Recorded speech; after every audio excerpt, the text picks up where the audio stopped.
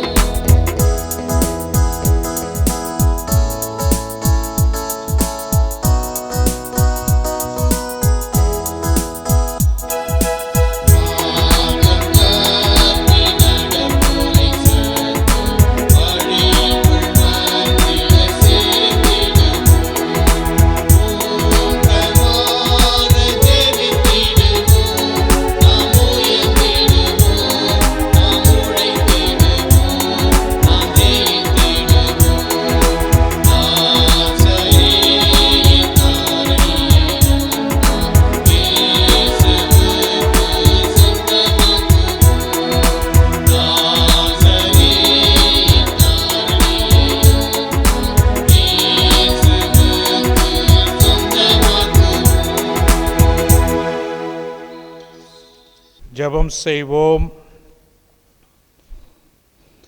கடவுள் ஆவியாயிருக்கிறார். அவரை தொழுது கொள்கிறவர்கள் ஆவியோடும் உண்மையோடும் அவரை தொழுது கொள்ள வேண்டும். இது கர்த்தர் உண்டு பண்ணின நாள், இதிலே களி கூர்ந்து மகிழ கடவோம். ஜெபிப்போம். எங்கள் தந்தையாம் கடவுளே, உமது வல்லமையினாலும் ஞானத்தினாலும் எல்லாவற்றையும் படைத்து உமது குமாரனை இரட்சகராக தரும்படி உலகத்தில் அன்பு கூர்ந்திரே உம்மை போற்றுகிறோம். குமாரனாம் கடவுளே, பாவத்தை தவிர்த்து எல்லாவற்றிலும் எங்களைப் போல் மனிதனாக்கி எங்கள் பாவங்களுக்காக ஒப்பு கொடுக்கப்பட்டு எங்கள் நீதிக்காக உயிர்த்தெழும்பியவரே, உம்மை போற்றுகிறோம்.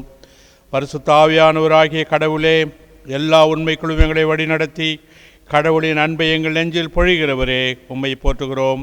பிதா, குமாரன், பரிசுத்த ஆவியாகிய கடவுளே, உமக்கே எக்காலமும் எல்லா புகழும் மகிமையும் உண்டாவதாக. ஆமென். நாம் தொடர்ந்து சற்று நேரம் அமைதியாக இருந்து நம்முடைய பாவங்களை மனத்தாழ்மையாய் ஆண்டவருடைய சமூகத்தில் அறிக்கை செய்வோம். நமது பலவீனங்களுக்காக பரிதவிக்க முடியாத பிரதான ஆசாரியர் நமக்கு இராமல் எல்லா விதத்திலும் நம்மை போல் சோதிக்கப்பட்டு பாவமில்லாத பிரதான ஆசாரியரே நமக்கு இருக்கிறார். எனவே ஜப நிலையிலே நம்முடைய பாவங்களை மனத்தாழ்மையாய் அறிக்கை செய்ய உதவியாக பொதுவான முதல் பாவரிக்கை ஜபத்தை நாம் சேர்ந்து சொல்லுவோம். சர்வ வல்லமையும் மிகுந்த இரக்கமுள்ள பிதாவே, தப்பிப்போன ஆடுகளைப் போல நாங்கள் உம்முடைய வழிகளை விட்டு வழுவி அலைந்து போனோம். எங்கள் இருதயத்தின் யோசனைகளுக்கும் விருப்பங்களுக்கும் மிகவும் இணங்கி நடந்தோம். உம்முடைய பரிசுத்த கற்பனைகளுக்கு விரோதமாய் குற்றம் செய்தோம். செய்யத்தக்கவைகளை செய்யாமல் செய்யத்தகாதவைகளை செய்து வந்தோம். எங்களுக்கு சுகமே இல்லை. ஆனாலும் ஆண்டவரே, தேவரீர் எங்கள் ஆண்டவராகிய இயேசு கிறிஸ்துவின் மூலமாய் மனிதருக்கு அருள் செய்த வாக்குத்தத்தங்களின்படியே நிர்பாக்கியம் உள்ள குற்றவாளிகளாகிய எங்களுக்கு இறங்கும். தப்பிதங்களை அறிக்கிடுகிற எங்கள் மேல் பொறுமையாயிரும். பாவத்தின் நிமித்தம் துக்கப்படுகிற எங்களை சீர்படுத்தும். மிகவும் இரக்கமுள்ள பிதாவே, உம்முடைய பரிசுத்த நாமத்துக்கு மகிமை உண்டாகும்படி நாங்கள் இனி தேவ பக்தியும் நீதியும் தெளிந்த புத்தியும் உள்ளவர்களாய் நடந்து வர இயேசு கிறிஸ்துவின் நிமித்தம் எங்களுக்கு கிருபை செய்தருளும். ஆமென். சர்வ வல்லமையும் மிகுந்த இரக்கமுள்ள ஆண்டவர் மன்னிப்பையும் பாவத்தின் நிமித்தத்தையும் நமக்கு கட்டளையிட்டருளி வாழ்க்கையை சீர்படுத்துவதற்கான காலத்தையும் தமது பரிசுத்த ஆவியின் கிருபையையும் தேற்றலையும் தந்தருளுவாராக. ஆமென். ஆண்டவரை துதியுங்கள். ஆண்டவர் நாமம் துதிக்கப்படுவதாக. திருமறையிலிருந்து ஒரு பகுதியை இந்த நாளின் சிந்தனைக்கென்று நாம் வாசிக்க கேட்போம். வாசிக்க தெரிந்து கொள்ளப்பட்ட வேத பகுதி அப்போஸ்தலர் 6ஆம் அதிகாரம் வசனங்கள் 1 முதல் 6 முடிய. அந்நாட்களிலே சீஷர்கள் பெருகின பொழுது கிரேக்கரானவர்கள் தங்கள் விதவைகள் அன்றாட விசாரணையில் திட்டமாய் விசாரிக்கப்படவில்லை என்று எபிரேயருக்கு விரோதமாய் முறுமுறுத்தார்கள். அப்பொழுது 12 சீஷர் கூட்டத்தை வரவழைத்து, நாங்கள் வேத வசனத்தை போதியாமல் பந்தி விசாரணை செய்வது தகுதியல்ல. ஆதலால் சகோதரரே, பரிசுத்த ஆவியும் ஞானமும் நிறைந்த நற்சாட்சி பெற்றிருக்கிற 7 பேரை உங்களில் தெரிந்து கொள்ளுங்கள். அவர்களை இந்த வேலைக்காக ஏற்படுத்துவோம். நாங்களோ ஜபம் பண்ணுவதிலும் வேத வசனத்தை போதிக்கின்ற ஊழியத்திலும் இடைவிடாமல் தரித்திருப்போம் என்றார்கள். இந்த யோசனை சபையார் எல்லோருக்கும் பிரியமாயிருந்தது. அப்பொழுது விசுவாசமும் பரிசுத்த ஆவியும் நிறைந்தவனாகிய ஸ்தேவானையும் பிலிப்பையும் புரோக்கோரையும் நிக்கோனரையும் தீமோனையும் பர்மோனையும் யூத மார்க்கத்தவனாகிய அந்தியோயா பட்டணத்தாகிய நிக்கோலோவையும் தெரிந்து கொண்டு அவர்கள் அப்போஸ்தலருக்கு முன்பாக நிறுத்தினார்கள். இவர்கள் ஜபம் பண்ணி அவர்கள் மேல் கைகளை வைத்தார்கள். பாட முடிந்தது. தேவனே உமக்கு ஸ்தோத்திரம் உண்டாவதாக. ஜெபிப்போம். எங்கள் கண்மலையும் மீட்பெருமாகிய கர்த்தாவே, என் வாயின் வார்த்தைகளும் எங்கள் அனைவரின் இருதயத்தின் தியானங்களும் உம்முடைய சமூகத்தில் உமக்கு பிரீதியாயிருப்பதாக. ஆமென். ஆண்டவராகிய கிறிஸ்து இயேசுவின் பேரில் உங்கள் யாவரையும் அன்போடு வரவேற்று நான் வாழ்த்துகிறேன். இந்த நாளிலும் இந்த காணொளி வாயிலாக இந்த ஞாயிறு வழிபாட்டில் கடவுளுடைய செய்தியை நாம் சேர்ந்து தியானிக்க கடவுள் நமக்கு பாராட்டியிருக்கிற இந்த அருளுக்காக, இந்த ஆசீர்வாதத்திற்காக கடவுளுக்கு நன்றி செலுத்துவோம். தென்னிந்திய திருச்சபை ஒழுங்குப்படி இந்த ஞாயிறுக்குரிய சிந்தனைக்குரிய இந்த பொருள் பீஸ் அண்ட் கான்ஃப்ளிக்ட் ரெசல்யூஷன், சமாதானமும் முரண்பட்ட தீர்மானமும், அல்லது சமாதானமும் சச்சரவுகளுக்கான உறுதிப்பாடும் அல்லது உடன்பாடும். இப்படி இந்த பகுதியை சிந்திக்கலாம். ஆனால் இதற்காக ஒதுக்கப்பட்டிருக்கிற 4 திருமறைகள், அதில் 3 திருமறை பகுதிகளை நான் இந்த நாளில் இதுக்காக நான் எடுத்துக்கொள்கிறேன். குறிப்பாக இந்த பீஸ் கான்ஃப்ளிக்ட் ரெசல்யூஷன் என்பது 3 வகையாக நாம் பிரித்து சிந்திக்க வேண்டும். ஆனால் நான் திருமறை சார்ந்து மட்டும் சிந்திக்க விரும்புகிறேன். ஆனால் இந்த தலைப்பு உலகளாவிய பார்வைக்கான மிக முக்கியமான சிந்தனைக்குரிய ஒரு தலைப்பாகும். உலக அமைதி, உலக சமாதானம், உலக அளவில் இருக்கிற இந்த கருத்து வேறுபாடுகள், முரண்பாடுகளுக்கான ஒரு உடன்பாடு, அதுதான் பீஸ் அண்ட் கான்ஃப்ளிக்ட் ரெசல்யூஷன் என்று சொல்வது. எனவே இந்த உலகளாவிய சிந்தனைக்குரிய இந்த ரொம்ப விசேஷமான இந்த விஷயம், சமாதானம், நோபல் பரிசு, சமாதானத்துக்கான நோபல் பரிசு என்று நாம் சொல்கிறோம். இதை மாறுபட்ட அபிப்பிராயம் அல்லது முரண்பாடு, உறுதி அல்லது தீர்மானம், ரெசல்யூஷன். எனவே உதாரணமாக சொல்ல வேண்டும் என்று சொன்னால், இப்பொழுது இருக்கிற சூழ்நிலையில் இந்த conflict resolution for peace for India is what? இந்தியாவுக்கான இந்த முரண்பாடுகளோடு இருக்கிற நிலைமையில் வேண்டிய உடன்பாடு என்னவென்றால், இந்தியா சீனா எல்லை பிரச்சனை, பாகிஸ்தான் இந்தியா எல்லை பிரச்சனை, நேபாள் இந்தியா எல்லை பிரச்சனை, இப்படி நமக்குள்ளவே இருக்கிற, நாம் உடனடியாக சந்திக்க வேண்டிய காரியங்களிலே இருக்கிற ஒன்று. எனவே எல்லை பிரச்சனையில் போர் மூளாமல் தடுக்க இரு நாடுகளிலும் எடுக்கப்படுகிற முயற்சிகளில் ஒன்று சமாதான பேச்சுவார்த்தை. அது ஒரு உடன்பாடுக்கு வருவதுதான் கான்ஃப்ளிக்ட் ரெசல்யூஷன். முரண்பாடுகளுக்கு இடையில் உடன்பாடு என்பது. எனவே இந்த அடிப்படையில் உலக அளவிலான திருச்சபையில் இருக்கிற முரண்பாடுகளுக்கு இடையிலான உடன்பாடு, tradition, doctrines, sacraments, theological stand, இந்த மாதிரி நம்முடைய பாரம்பரிய அல்லது நேஷ்னல் அப்படிங்கிற அடிப்படையில் பல விஷயங்கள் இருந்தாலும் இதில் நமக்கு பொதுவான உடன்பாடு வேண்டும். அதான் கான்ஃப்ளிக்ட் ரெசல்யூஷன் என்று சொல்லுகிறோம். எனவே அகில உலக திருச்சபை அளவிலும் இறையியலாளர்கள் மட்டத்திலும் கடந்த 20 ஆண்டுகளுக்கும் அதிகமாக விவாதிக்கப்பட்ட ஒன்று, திருச்சபைகளுக்குள் விவாதிக்கப்பட்ட ஒன்று conflict resolution.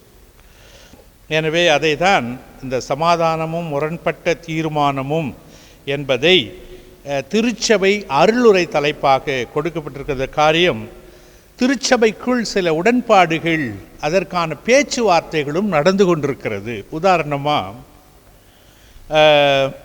CSI, church of south India, CNI, church of north India, Marthoma church in India, இவை மூன்றும் ஒரு டயலாகில் இருக்கு. எனவே அதற்கான முயற்சி, பேச்சுவார்த்தை குழு அமைத்து ஒன்று இப்பொழுது நடந்து கொண்டிருக்கிறது. அடுத்தது நமக்கு தேசிய அளவில் இருக்கிற திருச்சபைகள், புராட்டஸ்டன்ட் சர்ச், அதற்கான ஒரு கூட்டமைப்பு NCCI, national council churches in India. அவ்விதமாகவே கேத்தலிக் சர்ச்சஸ்க்கு Catholic bishop conference of India NCCI and CBC இவை இரண்டும் இணைந்த செயல்பாடுகள் இருக்கிறது. கான்ஃப்ளிக்ட் ரெசல்யூஷன், நமக்கு நிறைய முரண்பாடு இருக்கிறது, ஆனால் உடன்பாடு எதில் இருக்கிறது என்று ஒன்று நடக்கிறது. இன்னொரு முயற்சி தான் இந்திய அளவில் அனைத்து திருச்சபைகளும், கத்தோலிக்க திருச்சபையிலும் சீர்திருத்த திருச்சபைகளும், ஒருவேளை பிரிந்து நிற்கிற பல திருச்சபைகள் இணைந்து இருக்கிற ஒரு அமைப்பாக UCPI, United Christian prayer for India, இந்த மாதிரி சில கான்ஃப்ளிக்ட் ரெசல்யூஷன் ரெசால்வ் பண்ணியிருக்கிறாங்க. ஸோ இதெல்லாம் திருச்சபைக்குள் இப்பொழுது நடந்து கொண்டிருக்கிற நிகழ்வுகள். அவைகளின் ஒரு தொடர்ச்சியாகத்தான் தென்னிந்திய திருச்சபை இவைகளை நினைவுபடுத்த வேண்டும், இவைகளை உறுதிப்படுத்த வேண்டும், இவைகளை திருச்சபைக்கு இதற்கான அழைப்பை பரவலாக நாம் அறிவிக்க வேண்டும் என்கிற வகையிலே அருளுரைக்கான தலைப்பாக இது கொடுக்கப்பட்டிருக்கிறது. அப்படியானால் பிப்ளிக்கல் ரெசல்யூஷன் ஃபார் பீஸ், சமாதானத்திற்கான திருமறை தருகிற உடன்பாடுகள், தீர்மானங்கள், உறுதிகள் என்ன என்பதை 3 திருமறை அடிப்படையில் இன்று நாம் பார்க்கலாம். ஒன்று, ஆதியாகமம் 13ஆம் அதிகாரம் வசனங்கள் 2 முதல் 12 வரை இந்த சகோதரர்கள் சச்சரவில் ஃபேமிலிக்குள்ளே வித்தின் த ஃபேமிலி மிக அருமையான ஒரு குடும்ப உடன்பாடை ஆபிரகாமும் அவனுடைய சகோதரன் லோத்தும் எப்படி ஒரு உடன்பாடுக்குள் சமாதானமாகிறார்கள் என்பது ஒன்று நமக்கு கொடுக்கப்படுகிறது. இரண்டாவது, மத்தேயு 20:1-16 கடவுளின் ராஜ்யம் குறித்த ஒரு ஓமை. வேலை, கூலி, பிந்தினோர் முந்தினோர் என இயேசுவின் சமாதானம், கடவுள் ஞானத்தை உணர்த்துகிற ஒரு அருமையான திருமறை பகுதி. இதில் குறிப்பாக மனிதர்களின் முரண்பட்ட மதிப்பீடு கடவுளின் சமூகத்தில் எப்படி சமாதானத்திற்கான தீர்மானமாக மாறுகிறது என்பதை விளக்குகிற ஒரு சின்ன ஓமை, ஒரு அற்புதமான ஓமை அது. அப்போஸ்தலர் 6:1 முதல் 6 வரை, ஈவன் இன் ஏர்லி சர்ச், அப்போஸ்தலர்கள் ஊழியத்தில் ஏற்பட்ட பிரச்சனைகளில் அவர்கள் எப்படி முரண்பாடுகளை அவர்கள் சமாதானத்திற்கு ஏதுவான காரியங்களாய் செய்தார்கள் என்பது இந்த 3 திருமறை பகுதிகளையும் இன்று நாம் சிந்திக்க இருக்கிறோம். ஒன்று, ஆதியாகமம் 13ஆம் அதிகாரம், 2வது மத்தேயு 20ஆம் அதிகாரம், 3வது அப்போஸ்தலர் 6ஆம் அதிகாரம். இந்த 3 அதிகாரங்களில் நாம் சுருக்கமாக இந்த தலைப்பை சிந்திக்க இருக்கிறோம். அப்போ அதை புரிந்து கொள்ள வேண்டும் என்று சொன்னால் இந்த தலைப்பை குறித்த கூடுதலான ஒரு சுருக்கமான விளக்கம் நமக்கு கட்டாயம் தேவை. அது என்னவென்று சொன்னால், இந்தியாவின் பல்சமய சூழலில், அதாவது பன்முக சூழலில், ஒரு conflict resolution is it possible? முரண்பாடுகளில் உடன்பாடு என்பது சாத்தியமா? அப்படி சாத்தியமாக இருந்தால் அது சமாதானமே என்பதுதான் இன்றைய சிந்தனை. அப்படி அதை சிந்திக்கிற பொழுது, சிறுபான்மையினோர் என்று இந்தியாவில் சொல்லப்படுகிற கிறிஸ்தவர்களும் இஸ்லாமியர்களும் உலக அளவில் பெரும்பான்மையினோர், இந்தியாவில் பெரும்பான்மையினோர் என்று சொல்லப்படுகிற பிற சமயத்தார் உலக அளவிலே சிறுபான்மையினர். இந்த யதார்த்தத்தை மறந்துவிட்டு உலகில் இந்த முரண்பாடுகளுக்குள் ஒரு உடன்பாடை நாம் கொண்டு வர முடியாது. எனவே the disagreement and difference of opinions of states and countries needs to have a conflict resolution for the peace of the world. For what we are asked to reflect in this text is for this.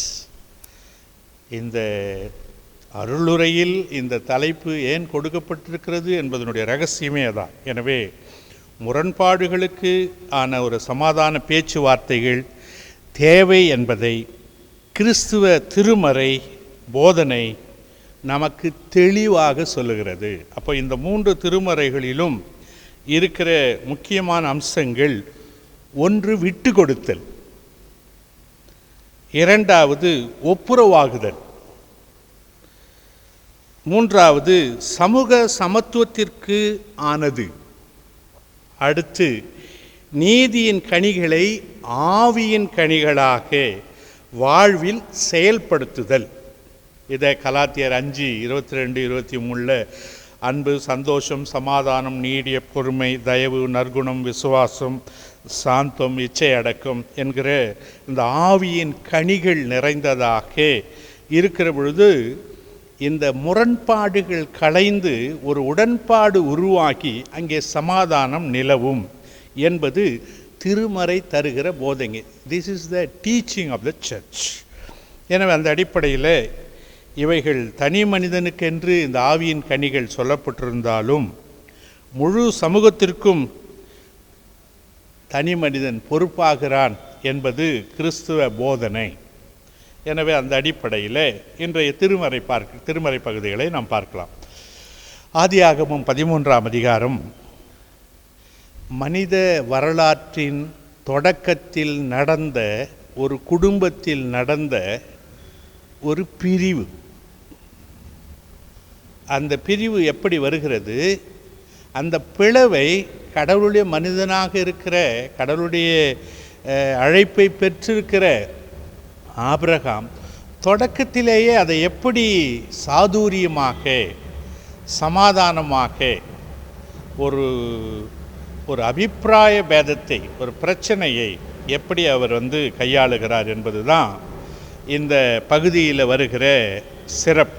குறிப்பாக இதை நாம் புரிந்து கொள்ள வேண்டும் என்று சொன்னால், திருமறை தியானங்களிலே நமக்கு ஆதியாகமம் 13ஆம் அதிகாரம் கொடுக்கப்பட்டிருக்கிறது. நமக்கு தெரியும்,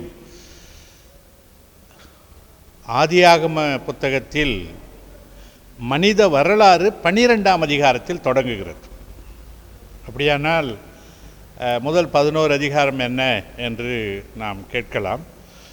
முதல் 3 அதிகாரங்கள் படைப்பின் வரலாறும், 4 - 11 வரை இஸ்ரவேல் மக்களுடைய விசுவாச அறிக்கையும், 12ஆம் அதிகாரத்திலிருந்து மனித வரலாறும், கடவுள் முதல் மனிதன் அவரை அழைத்து அனுப்புகிற விசுவாசிகளின் தகப்பன், அவன்தான் த ஃபஸ்ட் பர்சன் என்கிற அடிப்படையில். ஏன்னா ஆதாம் வியாபாரை குறித்தோ அதுக்கு முன்னால் விசுவாசத்தை பற்றி பேசவில்லை. இங்கே தான் விசுவாசமே தொடங்குகிறது. எனவே 12ஆம் அதிகாரத்தில் அழைக்கப்பட்ட ஆபிரகாம் 13ஆம் அதிகாரத்தில் ஒரு பிரச்சனையை சந்திக்கிறார். அப்போ அந்த பிரச்சனையிலே எழுப்பப்படுகிற கேள்வி, அதற்கு இவர் காண்கிற தீர்வு என்பது இன்றைக்கு முரண்பாடுகளில் உடன்பாடு என்பதை சிந்திக்கிறதற்கு மிக பொருத்தமான ஒரு பகுதியாக இருக்கிறது. இப்போ நாம் கேட்க வேண்டிய கேள்வி, லோத்துக்கும் ஆபிரகாமுக்கும் இந்த முரண்பாடு எதனால் வந்தது என்பதுதான் முதல் கேள்வி. அப்போ அவர்கள் பிரிந்து போகிறார்கள். இந்த பிரிந்து போவது எதனால் வருகிறது என்று சொல்கிற பொழுது, சொத்து வரும்பொழுது பிரிவு வரும். அபிப்பிராய பேதம், டிஸ்அக்ரிமெண்ட், சொத்தை வைத்துதான் அது வருகிறது. எனவே அதற்கு தீர்வு கண்டு குடும்பத்திலே சமாதானத்தை, சமூகத்திலே சமாதானத்தை, தேசத்திலே சமாதானத்தை, உலகத்திலே சமாதானத்தை உருவாக்க வேண்டும் என்பதற்காகத்தான் சமாதானமும் முரண்பாடுகளின் உடன்பாடும் என்கிற தலைப்பிலே நாம் சிந்திக்கிறோம். ஒரு எளிமையான தலைப்பு கிடையாது. இருந்தாலும் இதை ஆழமாக சிந்திக்கிற பொழுது 8வது வசனம் என்ன சொல்லுதுன்னா, ஆபிரகாம் லோத்தை நோக்கி, எனக்கும் உனக்கும் என் மெய்ப்பருக்கும் உன் மெய்ப்பருக்கும் வாக்குவாதம் வேண்டாம், நாம் சகோதரர். அந்த பிரச்சனை நமக்கு தெரியும். இவங்க மேய்ப்பர்களோ அவங்க மேய்ப்பர்களோ இங்கே இந்த புல்வெளி இங்கே இருக்குது, இங்கே மேய்க்கணும் அங்கே மேய்க்கணும்னு அவங்க சண்டை போட்டுக்கிறாங்க. இந்த சண்டையை தீர்த்து வைக்கிறவராக மூத்த சகோதரனாக ஆபிரகாம் லோத்தை அழைத்து, எனக்கும் உனக்கும் என் மெய்ப்பருக்கும் உன் மெய்ப்பருக்கும் வாக்குவாதம் வேண்டாம், நாம் சகோதரர்கள். இதுதான் முரண்பாடுகளில் உடன்பாடு. இந்த உடன்பாடு சமாதானத்தை கொண்டிருக்கிறது. அதற்கு விட்டு கொடுத்தல் ஆபிரகாமுடைய தரப்பிலே தொடங்குகிறது. இந்த விட்டு கொடுத்தல்ங்கிறது ஒரு தெய்வீக ஞானமாக கடவுளின் வழி நடத்துதலாக உள்ளதை இப்பகுதி நமக்கு விளக்குகிறது. விட்டு கொடுத்தவர் பெற்றுக்கொள்கிறவர் என்பதை இந்த பகுதி நமக்கு சொல்லுகிறது. அவர் சொல்கிற சொல்யூஷன் ரொம்ப அருமையாக இருக்கும். அந்த பகுதி 9வது வசனம், இந்த தேசமெல்லாம் உனக்கு முன் இருக்கிறது அல்லவா, நீ என்னை விட்டு பிரிந்து போகலாம், தாராளமாக நீ என்னை விட்டு பிரிந்து போகலாம். நீ வலதுபுறம் போனால் நான் இடதுபுறம் போகிறேன், நீ இடதுபுறம் போனால் நான் வலதுபுறம் போகிறேன். நீ எடுத்துக்கோ, ப்ரெஃபரன்ஸ் டு யூ. நீ எதை விட்டுறியோ அதை நான் எடுத்துக்கிறேன். அப்போது தான் விட்டு கொடுத்தல். அப்பொழுது அவன் நதி ஓரத்தில் இருக்கிற பசுமையான இடத்தை நோக்கி, சோதோம் குமாரா பட்டணத்தை நோக்கி போனான். இவன் கானானிலேயே ஆபிரகாம் தங்கி குடியிருந்தான். எனவே இதுதான் அவர்கள் இந்த பகுதியிலே பிரிந்தது. அப்போது இந்த பகுதி நமக்கு கற்றுக் கொடுக்கிற பாடம் என்னவென்று சொன்னால், விட்டு கொடுத்தவர்கள் கெட்டு போவதில்லை என்பதனை இந்த பகுதி நமக்கு உணர்த்துகிறது. கடவுள் ஆபிரகாமிடம், அதாவது லோத்து புறப்பட்டு போன பிறகு நீங்கள் 15லிருந்து 16 வசனங்களை வாசித்தீங்கன்னா அதில் இருக்குது, நீ பார்க்கிற இந்த பூமி முழுவதையும் நான் உனக்கும் உன் சந்ததிக்கும் என்றென்றைக்கும் இருக்கும்படி கொடுத்து உன் சந்ததியை பூமியின் தூளை போல பெருக பண்ணுவேன். பூமியின் தூளை போலன்னா மண்ணை போல பெருகை பண்ணுவேன். நமக்கு ஏற்கனவே தெரியும், கடற்கரை மணலை போல நான் உன்னை ஆசீர்வதிப்பேன் என்று சொல்லியிருக்கிறவர். அதுக்கு பிறகு கடவுள் சொல்கிறார் ஆபிரகாம் கிட்ட, ஒருவன் பூமியின் தூளை மண்ணை எண்ணக்கூடுமானால் உன் சந்ததியும் எண்ணப்படும். இன்றும் அது முடியவில்லை. ஒரு தேசத்தில் எவ்வளோ பேர் இருக்கிறாங்கன்னு எண்ணிடலாம். ஆனால் அமெரிக்காவில் எவ்வளோ யூதர்கள் இருக்கிறாங்கன்றது, இன்னொரு நாட்டில் எவ்வளோ யூதர் இருக்கிறாங்கன்றது, இஸ்ரேலர் இவ்வளோ பேருன்றதை நம்ம சொல்ல முடியாது. எனவே எண்ண முடியாத அளவுக்கு பெருகும் என்பது எண்ணிக்கையில் அதிகம் என்பதல்ல, அவர்கள் அப்படி வளமாய் வாழ்வார்கள் என்பது. எனவே விட்டு கொடுத்தவர் கெட்டு போனதில்லை என்பதற்கான ஆசீர்வாதத்தை ஆபிரகாம் பெற்றதற்கு காரணம், ஒருவேளை எபிரேயர் 13:1 சகோதர சிநேகிதம் நிலைத்திருக்க கடவுது. நம்ம சகோதரர்கள், உன்மைப்பரோ என்மைப்பரோ, நீயோ நானோ, நாம் சகோதரர்கள். உனக்கு எது இஷ்டமோன்னு எடுத்துக்கோ. சகோதர சிநேகம் உங்களிடம் நிலைத்திருக்க கடவுது. பழைய ஏற்பாட்டை உள்வாங்கி எழுதுகிற எபிரேய ஆக்கியோன் 13:1 சகோதர சிநேகிதம் உங்களோடு நிலைத்திருக்க கடவுது. அது மட்டுமல்ல, அதனால் பிரிவு ஏற்பட்டதே தவிர சமாதானம் இருந்தது, சகோதரர்களுக்குள்ளே சமாதானம் இருந்தது. இதை தான் இயேசு மலை பிரசங்கத்தில் மத்தேயு 5:9 சமாதானம் பண்ணுகிறவர்கள் பாக்கியவான்கள், அவர்கள் தேவனுடைய புத்திரர் எனப்படுவார்கள். அந்த வரிசையில் முதல் மனிதனாக ஆபிரகாம் இருக்கிறார் என்று நாம் இன்று இதை வாசிக்கிற பொழுது அதை நாம் புரிந்து கொள்கிறோம். அது மாத்திரமல்ல, இங்கே கடவுள் ஆபிரகாமோடு இருந்தார், லோத்தோடு இல்லை. அது பிரிவினைவாதிகளை கடவுள் ஆசீர்வதிப்பதில்லை, ஆதரிப்பதும் இல்லை. பிரிவினைவாதிகளை, divide and rule may be a strategy of exercising the power, but God's presence won't be there. That cannot be a decision of our God. அதைத்தான் இதை சொல்லுது. ரொம்ப அருமையாக பிரிவினைவாதிகளை கடவுள் ஆதரிப்பதும் இல்லை, ஆசீர்வதிப்பதும் இல்லை.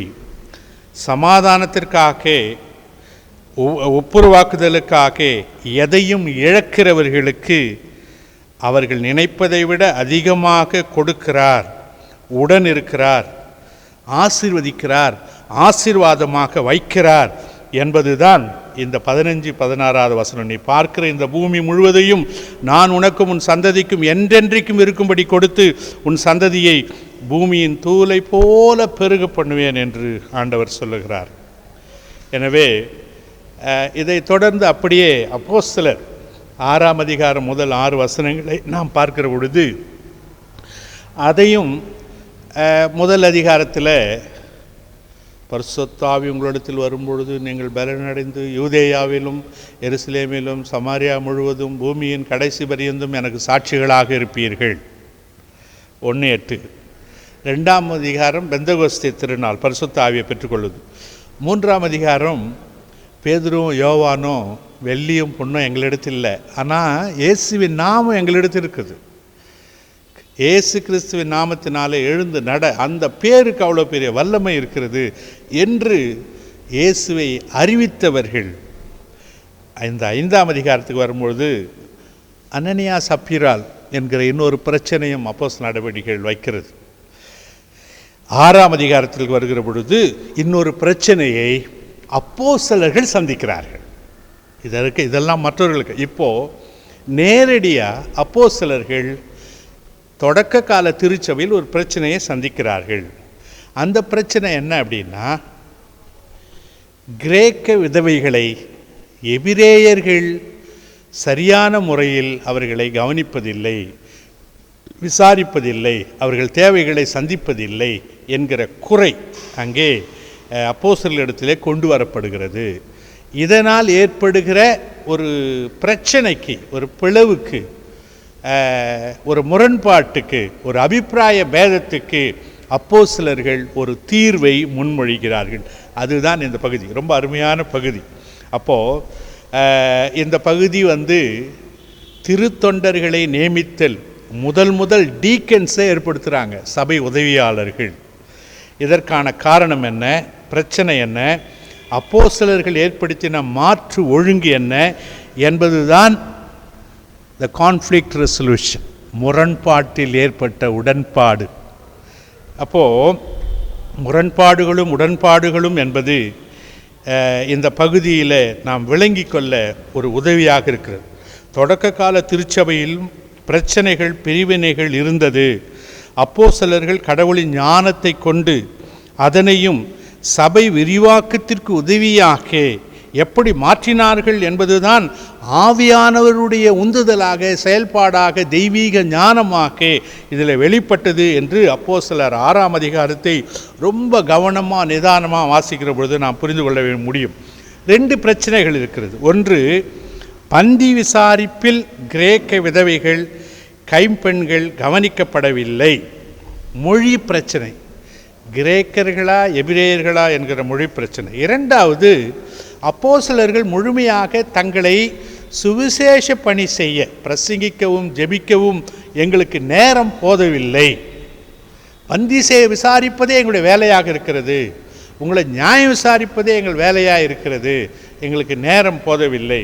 இந்த 2 பிரச்சனையை எப்படி இவங்க மேற்கொள்கிறாங்கன்றது தான் இந்த கான்ஃப்ளிக்ட் ரெசல்யூஷன். பந்தி விசாரிப்பில் கிரேக்க விதவைகள், கைம்பெண்கள் கவனிக்கப்படவில்லை. கிரேக்க மொழி பேசுவோர், வெளிநாடுகள் சிதறியிருந்த யூதர்கள். இப்போ நம்ம பசங்கள்லாம், சின்ன பசங்களாம் அமெரிக்காவுக்கு போயிடுறாங்க, ஆஸ்திரேலியா போயிடுறாங்கன்னா இங்கே வரும்பொழுது அவங்க தமிழை தத்தலி தடுமாறி தான் பேசுவாங்க. அப்போ அவங்க அந்த மொழியில் பேசுனாங்கன்னா தான் ஆங்கில மொழியில் பேசுனாங்க தான். அந்த மாதிரி ஒரு நிலைமை கிரேக்கம், யூதர்கள் வேறு நாடுகளில் போய் பரவி இருந்த பொழுது அவர்கள் கிரேக்க மொழி பேசுகிறவர்களாக இருந்தார்கள். எனவே வெளிநாடுகளில் சிதறியிருந்த யூதர்கள் கிரேக்க மொழி பேசுகிறவர்கள். அப்போது விதவைகள் எல்லாருமே உலகத்தின் எந்த பகுதியில் இருந்தாலும் விதவைகளான பிறகு எருசலேமில் தங்களுடைய காலத்தை கழிக்க விரும்புவார்கள். எனவே தான் விதவைகளுக்கான கரிசனை நியாயப்பிரமாணத்திலேயே கொடுக்கப்பட்டிருக்கிறது. நமக்கு தெரியும், ரூத்து நகோமி ரெண்டு மருமகளும் விதவி ஆகிட்டாங்க, இந்தம்மா விதவி ஆகிட்டாங்க, 3 பேரும் புறப்பட்டு வராங்க. ஆனால் வழியில் தான் நகோமி, நீங்கள் போயிடுங்க, நான் என் ஜனத்தோடு போகிறேன் அப்படின்னு அவங்க வராங்க. அப்போது ரூத் இல்லை, நான் உங்களோடு வருவேன், உன் தெய்வம் என் தெய்வம், உன் ஜனம் என் ஜனம், மரணமே இல்லாமல் நம்மை பிரிக்க முடியாதுன்னு வர. அதனால தான் ரூத் இடம்பெறுகிறார். அது இன்னொரு விஷயம். எனவே அந்த அடிப்படையில் உபாகமும் 10:18, உபாகமும் 27:19 இந்த வசனங்களை நம்ம வாசித்தோம்னா, உதாரணமாக ஒரு வசனத்தை வாசிக்கிறேன் நான். அது என்ன அப்படின்னா, உபாகமும் 10:18 வாசிக்கலாம், 27:19. அதில் என்ன இருக்குதுன்னா, பரதேசி, திக்கற்றவன், விதவை ஆகிய இவர்களுடைய நியாயத்தை புரட்டுகிறவன் சபிக்கப்பட்டவன் என்பவைகளாக ஜனங்கள் எல்லோரும் அதற்கு ஆமேன் என்று சொல்ல கடவர்கள். அதான் இது பழைய ஏற்பாட்டிலேயே விதவைகளுக்கும் திக்கற்றவர்களுக்கும் ஏழைகளுக்கும் முன்னுரிமை கொடுக்க வேண்டும் என்பது, அவர்களுடைய அனாதைகளையும் விதவைகளையும் பாதுகாக்க வேண்டும் என்பது பழைய ஏற்பாட்டு சட்டமாக இருந்தது. அதை கடைபிடிக்கிறவர்களாக யூத கிறிஸ்தவர்கள் இருந்தார்கள். அதில் கிரேக்க பெண்கள் என்பவர்கள் யூத கிறிஸ்தவ பெண்கள். எனவே அவர்களுக்கான விஷயத்தை இங்கே ஒரு சிக்கலாக இருக்கிறது. எனவே இப்போ 2வது சிக்கல் அப்போஸ்தலர்கள் முழுமையாக தங்களை நற்செய்தி அறிவிப்பு பணிக்கு அர்ப்பணம் செய்ய முடியாத இந்த சூழலில் இந்த பிரச்சனையும் வருகிற பொழுது அவர்கள் அந்த 2வது வசனம் 12 இந்த 12ன்ற சொல் கூட முதல் முறையாக இங்கே தான் பயன்படுத்தப்படுகிறது என்று சொல்கிறார்கள். சீஷர்கள் கூட்டத்தை வரவழைத்து அப்போஸ்தலர்கள் விசுவாசிகள் எல்லாரையும் அழைத்து, நாங்கள் தேவ வசனத்தை போதியாமல் பந்தி விசாரணை செய்வது தகுதியல்ல. எனவே இந்த பிரச்சனைகளுக்கு அவர்கள் முன்மொழிந்த தீர்வு தான் இந்த கான்ஃப்ளிக்ட் ரெசல்யூஷன், முரண்பாட்டில் உடன்பாடு. என்ன தீர்வு? அதை கூட அவங்க ஜனநாயக முறைப்படி சொல்லியிருக்கிறாங்க. சீஷர்கள் விசுவாசிகள் அனைவரையும் கூட்டி, நீங்கள் 7 பேரை தேர்ந்தெடுத்து எங்களிடம் கொண்டு வாருங்கள், நாங்கள் அவர்களை இந்த பணிக்கென்று நியமிக்கிறோம் என்றார்கள். அப்போஸ்தலர்கள் சொன்னாங்க, நீங்கள் செலக்ட் பண்ணி கொண்டாந்து கொடுங்க, நாங்கள் அவங்கள நியமிக்கிறோம் என்று சொல்லி, even nomination is democratically taken from the people. அதுதான் இந்த திருமறை நமக்கு தருகிற ஒரு உடன்பாடு. அப்படி செய்கிற பொழுது பல பிரச்சனைகளை நாம் தவிர்க்க முடியும் என்பது. அவர்களுக்கான தகுதி என்னன்றதை அவங்க சொல்கிறாங்க. அது 3ஆம் வசனத்தில் இருக்குது. அப்போது நீங்கள் 7 பேரை தெரிவு செய்து என்கிட்ட கொடுங்கன்னா அதுக்கு ஒரு தகுதி இருக்கணும் இல்லையா? அப்போது இன்னைக்கு அரசியலில் தேர்தலில் நிற்கிறதுக்கு என்ன தகுதி? இந்த நாட்டு குடிமகனாக இருக்கணும், ஓட்டர் லிஸ்ட்டில் ஒரு பேர் இருக்கணும், அதுக்குரிய வயது இருக்கணும், வேறு ஒரு தகுதியும் கிடையாது. அதை தான் இன்றைக்கி எழுதுகிறாங்க. எம்பிபிஎஸ் படிக்கணும் அப்படின்னா நீட் கட்டாயம் பாஸ் பண்ணோன்றீங்களே. நீட்டு பாஸ் பண்ணாலும் நம்ம பிள்ளைங்க அந்த மார்க் எடுத்து உள்ளே போக முடியல. அது ஒரு பெரிய பிரச்சனை. அது இப்போ நடந்து கொண்டு இருக்கிறது. நீட்டு 3 முறை பாஸ் பண்ணி எம்பிபிஎஸ் சீட்டு கிடைக்காதனால்தான் மரித்து போகிறார்கள், தற்கொலை செய்து கொள்கிறார்கள் என்கிற பிரச்சனை இருக்குது. இப்போ நம்முடைய கேள்வி, அரசியலில் தேர்தலில் நிற்க நீட் தேர்வு ஒன்று வையுங்கள், தகுதிப்படுத்துங்கள். அது வேறு வகையான விஷயமாக இருக்கணும். ஒரு கரப்ஷன் ஃப்ரீ ஸ்டேட் அமையணும் அப்படின்னு சொன்னால் அது எப்படி இருக்கணும்? சரி, அரசியலில் சொல்கிறோம். திருச்சபையில் தேர்தல் என்ன தகுதி நமக்கு தெரியும். ஒருவேளை இந்த அப்போஸ்தலர்கள் சொன்ன தகுதியை நாம் எடுத்துக்கொண்டா, இன்றைக்கி நமக்கு என்ன தகுதி? ஓட்டர் லிஸ்ட்டில் பேர் இருக்கணும், கம்யூனிகண்ட் கான்ட்ரிபியூட்டிங் மெம்பராக இருக்கணும், எலிஜிபிலிட்டி இருக்கணும், ஏஜ் இருக்கணும், லோக்கல் காங்கிரிகேஷன் மெம்பராக இருக்கணும். அப்போது இவர்கள் சொன்ன தகுதியை நாம் அரசியலிலும் எடுக்கவில்லை, சபையிலும் எடுக்கவில்லை. அப்போ இவங்க என்ன சொன்னாங்க?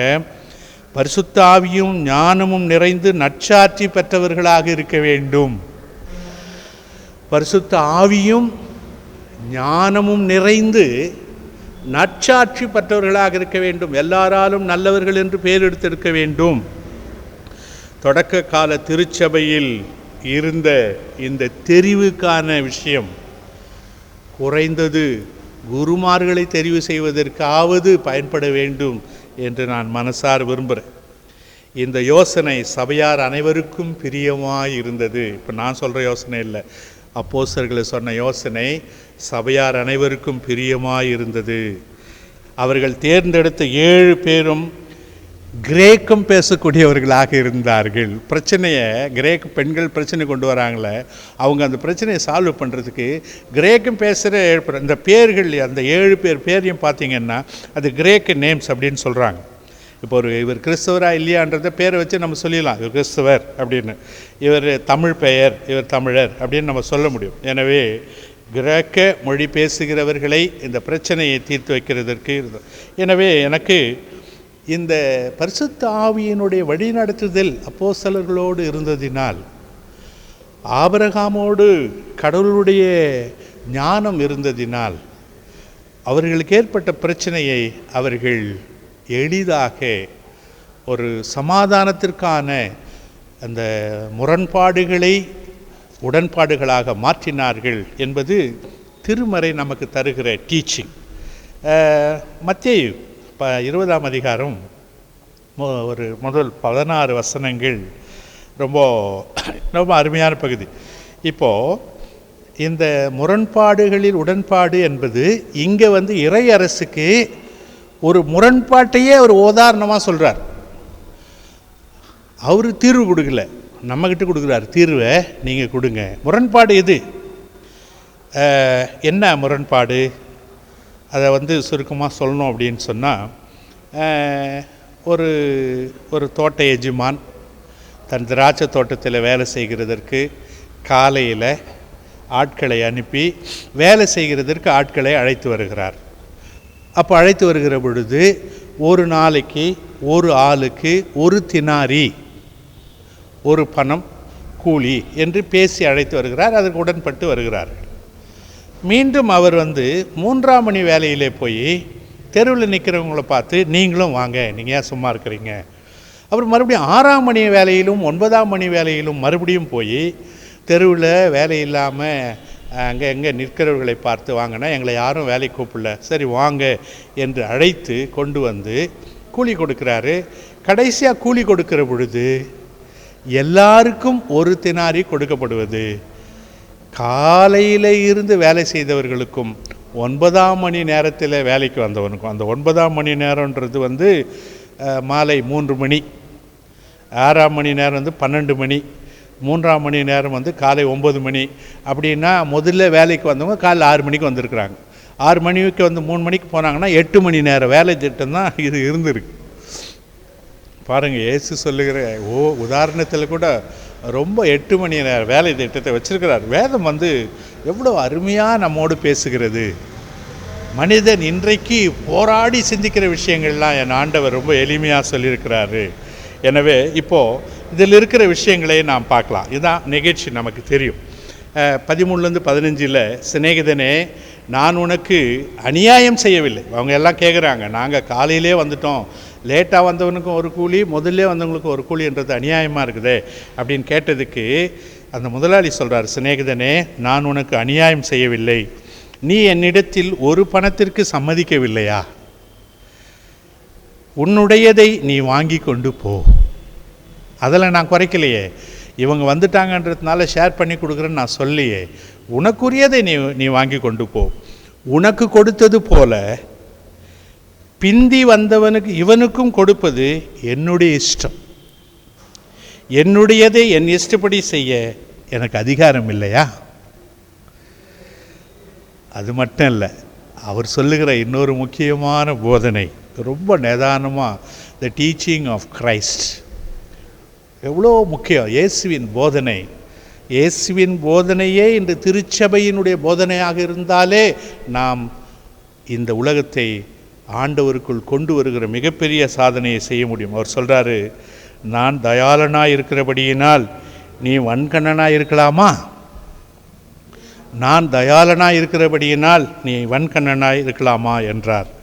எனவே இப்பகுதி இறை அரசுக்கான இறை நீதியையும் நியாய தீர்ப்பு நாளில் கடவுள் தயால குணமுள்ளவராக இருப்பார் என்பதனையும், கடவுள் பார்வையில் அனைவரும் சமம் என்பதையும் இந்த ஓமையின் மூலம் இயேசு இறை அரசுக்கான தகவுகளாக, the values of kingdom of God என்பதாக இதை அவர் பேசுகிறார்.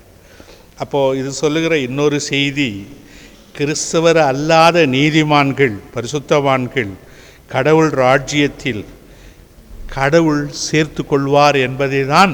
ஒருவேளை அழைக்கப்பட்டவர்கள் அநேகர், தெரிந்து கொள்ளப்பட்டவர்கள் சிலர் முந்தினோர் பிந்தினோராயும் பிந்தினோர் முந்தினோராயும் இருப்பார்கள் என்பதின் பொருளோ என்று நாம் சிந்திக்க தோன்றுகிறது. இது கடவுள்கிட்ட நாம் கேள்வி கேட்க முடியாது.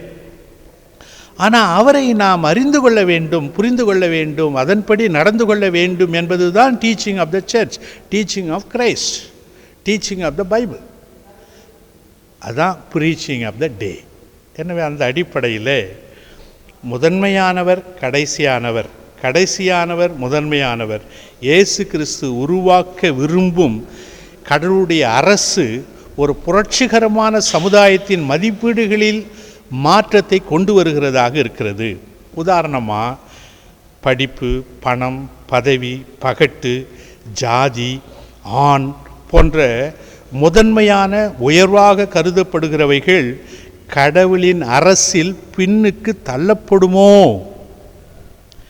என்ற சிந்தனை இன்று நாம் சிந்திக்க அழைக்கிறார். பகிர்தல், நேசித்தல், ஒப்புரவாக்குதல், மன்னித்தல், ஏற்றுக்கொள்ளுதல், ஒருமித்து இருத்தல், ஏழைகள், தாழ்த்தப்பட்டோர் என்போர் உட்பட இறையரசுக்குரிய மதிப்பீடுகளை பிந்தினோர் முந்தினோர் என்று சொல்லுகிறாரோ என்று நாம் சிந்திக்க வேண்டும். மையத்தில் உள்ளவர்கள் விளிம்பிற்கும் விளிம்பில் உள்ளவர்கள் மையத்திற்கும் இடமாற்றம் பெறுவர். இதுதான் விஸ்தரிக்கப்பட்ட இறை அரசு என்று அவர் சொல்லுகிறார். விவரிக்க மிக முக்கிய நியாயத்தீர்ப்புக்குரிய ஒரு பகுதியாகவும் இந்த ஓமை இருக்கிறது என்று இறையியலாளர்கள் சொல்கிறார்கள். மத்தேயு 19ஆம் அதிகாரத்தினுடைய தொடர்ச்சி தான் மத்தேயு 20ஆம் அதிகாரம். இந்த திராட்சை தோட்ட ஓமை மத்தேயு 19ஆம் அதிகாரம் 29-30 வசனத்திலே தொடங்குகிறது என்று அவர்கள் சொல்கிறார்கள். மனிதர்களால் கூடாதது கடவுளால் கூடும். இந்த 19-29 வசனம், என் நிமித்தம் வீட்டையாவது தகப்பனையாவது தாயையாவது மனைவியாவது பிள்ளைகளாவது நிலங்களையாவது விட்டவர் எவரோ அவர் 100 அடைந்து நித்திய ஜீவனையும் சுதந்திரித்து கொள்வார். எனக்காக எல்லாவற்றையும் விட்டுவிட்டவர், நான் கிறிஸ்துவுக்காக எல்லாவற்றையும் நஷ்டம் என்று விட்டேன், குப்பையுமாக எண்ணுகிறேன் என்று விட்டுவிட்டவர் 100 அதை அடைந்து நித்திய ஜீவனையும் சுதந்திரித்து கொள்வார். எவ்வளோ பெரிய நியாய தீர்ப்புக்கான, ஒரு இன்டர்னல் லைஃபுக்கான, ஒரு நித்திய வாழ்வுக்கான ஒரு ரகசியத்தை அவர் சொல்லுகிறார். இதை தான் முந்தினோர் அநேகர் பிந்தினோராயும் பிந்தினோர் அநேகர் முந்தினோராயும் இருப்பார்கள் என்கிறார். எனவே இப்பகுதியில் ஒரு கத்தோலிக்க இறையியல் புரிதல் இருக்கிறது. இதனால் தான் சாமியார்களும் கன்னியஸ்திரிகளும் திருமணம் ஆகாமல் மட்டுமல்ல, ஊழியத்திற்கு வந்த பிறகு அவர்கள் மரிக்கும் வரை திருச்சபை தான் அவர்களுடைய வீடு. அவர்கள் ஒரு கல்லூரி பேராசிரியராகவோ கல்லூரி முதல்வராகவோ அதைவிட உயர்வான பதவியில் இருந்தாலும் அதற்காக அவர்கள் பெறுகிற அரசு ஊதியம் முழுவதும் திருச்சபை தான் சேரும். அவர்கள் சொந்த வீட்டிற்கு அது போகாது. இதை தான் மத்தேயு 19:29 விளக்குகிறது. மத்தேயு 19:30 திருமண வாழ்வில் இருந்தாலும் கிறிஸ்தவர் அல்லாமல் இருந்தாலும் ஆண்டவருடைய நீதிக்குள், இறை நீதிக்குள் இருக்கிறவர் இறையரசுக்குள் இருக்கிறவர் ஆவார். இறையரசுக்குள் இருக்கிறவர் நித்திய வாழ்வுக்கு உரியவர் ஆவார் என்று சொல்ல ஒரு கடினமான போதனை. Baptism, confirmation, communion, contribution, membership is all created by church. But here Christ propose, Christ teach a new radical thinking, a teaching. இதை நாம் கற்றுக்கொள்ள நாம் அழைக்கப்படுகிறோம். ஒருவன் உலகம் முழுவதையும் ஆதாயப்படுத்தி தன் ஜீவனை நஷ்டப்படுத்தினால் லாபம் இல்லை. எனவே பிந்தினோர் அநேகர் முந்தினோராயும் இருப்பார்கள் என கடவுள் முரண்பாடுகள் நிறைந்த உலக வாழ்வில் ஒரு உடன்பாடாக இறை நீதியை முன்வைக்கிறார். ஒரு சமக்கூலி இறை அரசுக்கான மதிப்பீடாக இந்த ஓமையில் சொல்லப்பட்டிருக்கிறது. கடவுளின் பார்வையில் அனைவரும் சமம் என்பதையும் சமாதானம் முரண்பாடுகளின் தீர்மானமாக இறையரசு இருக்க வேண்டும் என்பதையும் சொல்லுகிறது. அது சொல்லுகிற சுருக்கமான நீதி: நன்மை செய், ஏழைக்கு இறங்கு, நியாயம் செய், அநியாயத்தில் சந்தோஷப்படாதே, உன்னை போல் பிறனை நேசி, உன் சகோதரனோடு முரண்பாடுகள் இருந்தால் முதலாவது அவனோடு ஒப்புரவாகி பின்வந்து உன் காணிக்கையை செலுத்து. இதை தான் ஆபிரகாமிலும், இதை தான் நாம் மத்தேயிலும், இதை தான் நாம் அப்போஸ்தலர்களுடைய வாழ்விலும் நாம் பார்க்கிறோம். எனக்கு பிரியமானவர்களே, நிறைவாக திருமறையிலிருந்து அப்போஸ்தலனாகிய பவுல் 1 தெசலோனிக்கர் 5:12-24 வரை இருக்கிற ஒரு ரொம்ப ரத்தன சுருக்கமான very powerful the human Christian life values அப்படின்னு சொல்லி இதை வாஸ்து நான் நிறைவு செய்ய விரும்புகிறேன். 1 தெசலோனிக்கர் 5:12-24.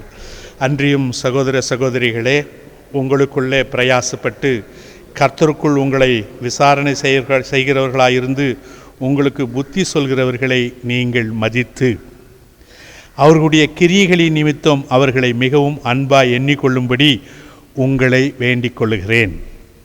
மேலும் சகோதர சகோதரிகளே, நாங்கள் உங்களுக்கு போதிக்கிறது என்னவென்றால், ஒழுங்கில்லாதவர்களுக்கு புத்தி சொல்லுங்கள், திடனற்றவர்களை தேற்றுங்கள், பலவீனரை தாங்குங்கள், எல்லாரிடத்திலும் நீடிய சாந்தமாயிருங்கள், ஒருவரும் மற்றொருவர் செய்யும் தீமைக்கு தீமை செய்யாதபடி பாருங்கள், உங்களுக்குள்ளும் மற்ற யாவருக்குள்ளும் எப்பொழுதும் நன்மை செய்ய நாடுங்கள், எப்பொழுதும் சந்தோஷமாயிருங்கள், இடைவிடாமல் ஜெபம் பண்ணுங்கள், எல்லாவற்றிலும் தோத்திரம் செலுத்துங்கள்.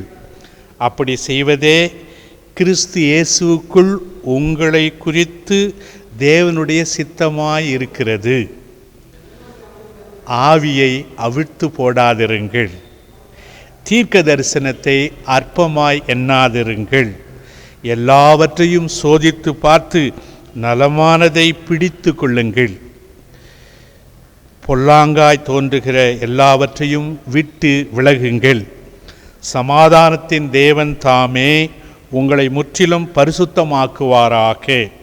உங்கள் ஆவி, ஆத்தும, சரீரம் முழுவதும் குற்றமற்றதாய் காக்கப்படுவதாக. உங்களை அழைக்கிறவர் உண்மையுள்ளவர், அவர் அப்படியே செய்வார். இதிலே நிலைத்திருக்க கடவுள் நமக்கு எல்லா அருளையும் அருளுவாராக. ஆமென். திருச்சபைக்கான அறிவிப்புகள்.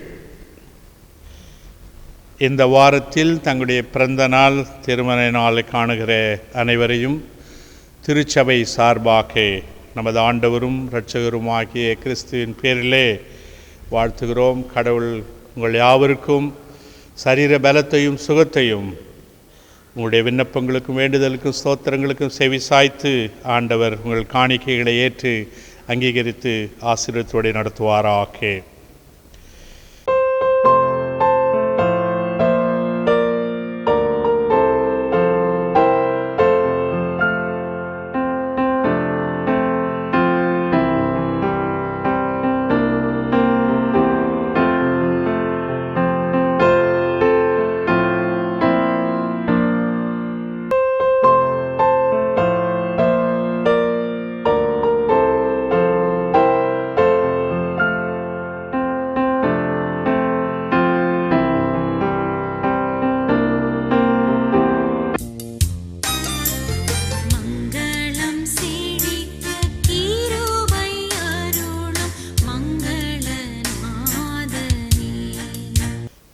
வழக்கம் போல் விழாவின் இரவு 7 மணி முதல் 8:30 வரை ஜூம் மீட்டிங் நடைபெறும்.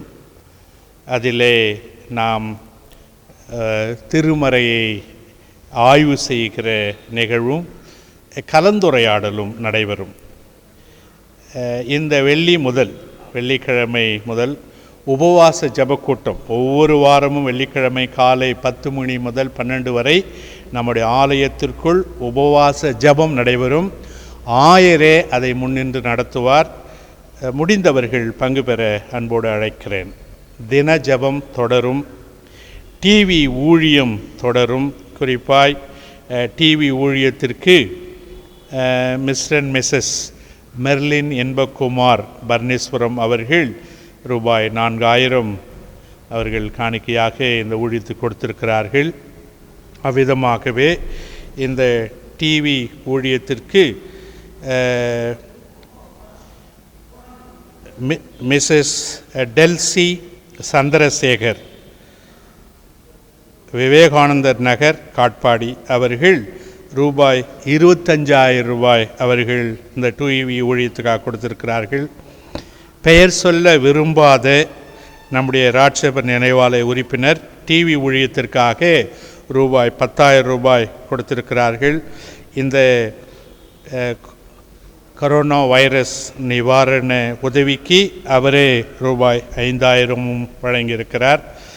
அதே போல் இந்த கொரோனா வைரஸ் நிவாரண உதவியை ஒவ்வொரு ஞாயிறும் மதியம் நாம் ஒரு 100 பேருக்கு உணவு பட்டலம் வழங்குகிற ஒரு நிகழ்வை செய்து கொண்டிருக்கிறோம். அதற்கு தொடர்ந்து உங்களுடைய பங்களிப்பு இருக்கிறது. இந்த வாரத்தில் மிஸ்டர் மெல்கி ஜபராஜ், மிஸ்ஸஸ் அருள்மொழி அவருடைய திருமண நாளை முன்னிட்டு ரூபாய் 2,000 அதற்காக வழங்கியிருக்கிறார்கள். அவர்களுக்கும் நான் நன்றியை சொல்லிக்கொள்கிறேன். கிராம ஊழியத்திற்கென்று மிஸ்ஸஸ் எட்வின் சரிதா, விவேகானந்த நகர், காட்பாடி அவர்கள் கிராம ஊழியத்திற்கென்று ரூபாய் 25,000 அளித்திருக்கிறார்கள். அவரையும் நான் அன்போடு வாழ்த்தி திருச்சபை சார்பாக நன்றியை சொல்லிக்கொள்கிறேன். உங்களை நினைவுபடுத்துதலுக்காக முக்கியமாக நாம் ஞாயிறு வழிபாட்டில் அரசு கேட்டுக்கொண்டபடி நடந்து கொள்ள அழைக்கப்படுகிறோம். ஒவ்வொரு ஞாயிறும் காலை 7 மணி முதல் 8 வரை ஒரு வழிபாடும், 8:30 முதல் 9:30 வரை இரண்டாவது வழிபாடும், மாலை 6 மணி முதல் 7 மணி வரை ஒரு வழிபாடும் நடைபெறும். நீங்கள் இதில் பங்கேற்க அழைக்கப்படுகிறீர்கள். அப்படி வருகிற பொழுது முகக்கவசம் கட்டாயம் அணிந்திருக்க வேண்டும். சமூக இடைவெளியை கடைபிடிக்க வேண்டும். கிருமி நாசினி உங்கள் கையில் இருந்தால் எடுத்து வர வேண்டும். திருச்சபையில் இருப்பதையும் நீங்கள் பயன்படுத்த வேண்டும். இங்கே கை குலுக்க கூடாது. வளாகத்தில் நின்று குழுவாக கூட்டமாக பேசக்கூடாது. ஒரு வழியாக வந்து மறு கதவு வழியாக வெளியே செல்ல வேண்டும். கூடுமானவரை ஆராதனைக்கு நேரத்திற்கு வந்து முடிந்தவுடனே ஆலய வளாகத்திலிருந்து வெளியேற கேட்டுக்கொள்ளப்படுகிறீர்கள். பாதரட்சையை நீங்கள் வீட்டில் பாதுகாப்பாக விட்டுவிட்டு வரலாம். உடன் கொண்டு வந்தால் உங்கள் வாகனத்திலேயே விட கேட்டுக்கொள்ளப்படுகிறீர்கள். காணிக்கை பெட்டியில் காணிக்கை படைக்க எதிர்பார்க்கப்படுகிறீர்கள். கூடுதலாக விவர வேண்டும் என்று சொன்னால் நீங்கள் ஆயரை அணுகும்படி நான் அன்போடு கேட்டுக்கொள்கிறேன். ஜெபம் செய்வோம். எங்களை அதிகமாய் நேசிக்கிற அன்பின் கடவுளே, இந்த வாரத்தில் தங்களுடைய பிறந்த நாள், திருமண நாளை காண்கிற அனைவரையும் பேர் பேராக குடும்பமாக உடைய கரத்திலே கொடுக்கிறோம். நாங்கள் ஆலயத்தை திறந்து இந்த சமூக கட்டுப்பாடோடு எங்களுடைய வழிபாட்டை நடத்தி கொள்ள ஒரு வாய்ப்பு இருக்கிறது. அதை நாங்கள் கூடுமானவரை 65 வயதுக்கு மேற்பட்டவர்களும் 10 வயதுக்கு கீழ்ப்பட்டவர்களும் சுகவீனமாக இருக்கிறவர்களும் பங்கேற்காமல் இருக்க கேட்டுக்கொள்வது கடினமாக இருந்தாலும், பிறர் நலன் கருதி அவர்களுடைய நலன் கருதியும் அது அவசியமான ஒன்றாக இந்த காலகட்டத்தில் கேட்டுக்கொள்கிறோம். சுவாமி, உடைய கரத்திலே அவர்களுக்காக ஜெபிக்கிறோம். அவர்கள்தான் ஆராதனைகளில் அதிகமாக பங்கு பெறுகிறவர்கள். எங்களுடைய மூத்த குடிமக்கள் தான். அவருடைய சுகத்திற்காக அதிகமாக ஜெபிக்கிறோம். ஆண்டவரே, விரைவாக இந்த ஊரடங்கு முழுமையாக நீக்கப்பட்டு நாங்கள் ஆண்டவருடைய சமூகத்திலே அமர்ந்திருந்து உம்முடைய பந்தியிலே பங்கு பெற, எங்களுடைய வைக்கியத்தை வலுப்படுத்த, உம்முடைய ஊழியத்தை தொடர்ந்து செய்ய எங்களை எடுத்து பயன்படுத்த வேண்டும் என்று வேண்டிக் கொள்கிறோம். எங்களுடைய இருதயத்தின் நினைவுகள், விருப்பங்கள், யோசனைகள், விண்ணப்பங்கள் எல்லாவற்றையும் உடைய கரத்தில் வருகிறோம் சாமி. குறை குற்றங்களை மன்னித்து நிறைவான உடைய ஆலோசனைகளினால் தொடர்ந்து எங்களை வழிநடத்த வேண்டும் என்று எங்கள் ஆண்டவர் இயேசு கிறிஸ்துவின் மூலம் வேண்டிக் கொள்கிறோம் பிதாவே, ஆமென். தோத்திர ஜபத்தை சேர்ந்து சொல்லுவோம். என் ஆத்துமாவே கர்த்தரை ஸ்தோத்திரி, என் முழுமையுடைய பரிசுத்த நாமத்தை ஸ்தோத்திரி. என் ஆத்துமாவே கர்த்தரை ஸ்தோத்திரி, அவர் செய்த சகல உபகாரங்களையும் மறவாதே. ஆமென். நமது ஆண்டவராகிய கிறிஸ்துவின் கிருபை, பிதாவாகிய கடவுளுடைய அன்பு, பரிசுத்த ஆவியானுடைய ஆசீர்வாதம் நம் அனைவரோடு கூட இப்பொழுதும் எப்பொழுதும் சதா காலங்களிலும் நிறைவாய் நிலைத்திருப்பதாக. ஆமென். கர்த்தர் உங்களோடு இருப்பாராக, அவர் உமது ஆவியோடும் இருப்பாராக. சமாதானத்தோடு போய் வாருங்கள், கர்த்தரின் நாமத்தினாலே. ஆமென்.